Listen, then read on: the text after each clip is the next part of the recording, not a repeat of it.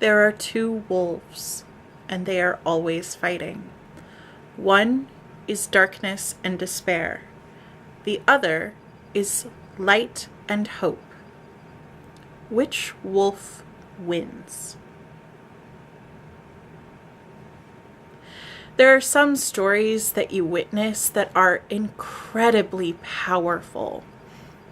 They stick with you and become a part of you in ways you don't expect. That's a lot of how I feel about Disney's Tomorrowland. Tomorrowland sets up a world where the best and brightest dreamers are plucked out of the world to work on solving the world's problems. Not the shiny, flashy, quick problems, but the ones that require sustained effort and years of work and practice. However, the dreamers are fading, and the people of Earth seem resigned to their lives of doom and gloom, because resignation doesn't ask anything of them. At the start of the story, we meet Frank Walker and Casey Newton, and Casey presents the two wolves' question to her father in the first few moments of the film. Which wolf wins? The answer, of course, is that the wolf who wins is the wolf you feed. Casey goes on to school where a number of teachers talk about the various horrible things in the world and ignore her Hermione-esque persistence to be called on in class. When her English teacher does finally call on her, she asks, "Can we fix it?"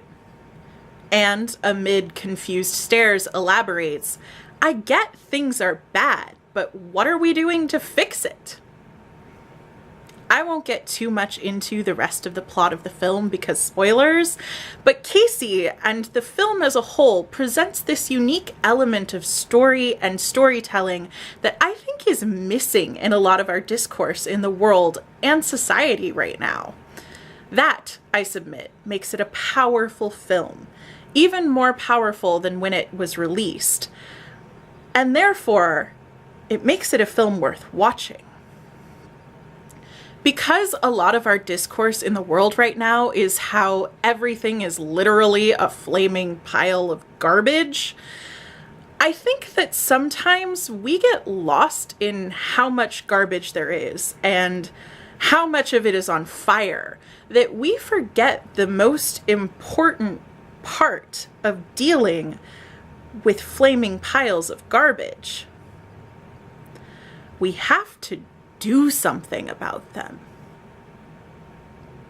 Where the real world differs from the premise of Tomorrowland is that there isn't some other dimension where all of the smart, hopeful, optimistic dreamers go to solve problems. We're all here.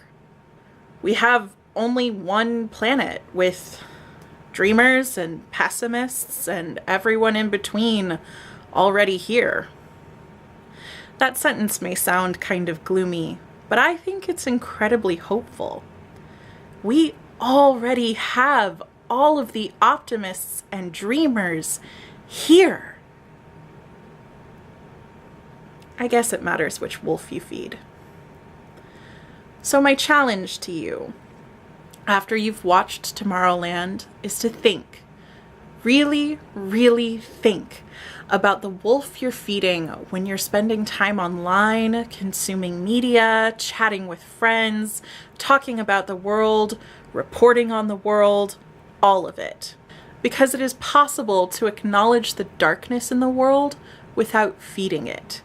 It is possible to force that darkness into the light and to feed the light and let it grow. Find out what that looks like for you.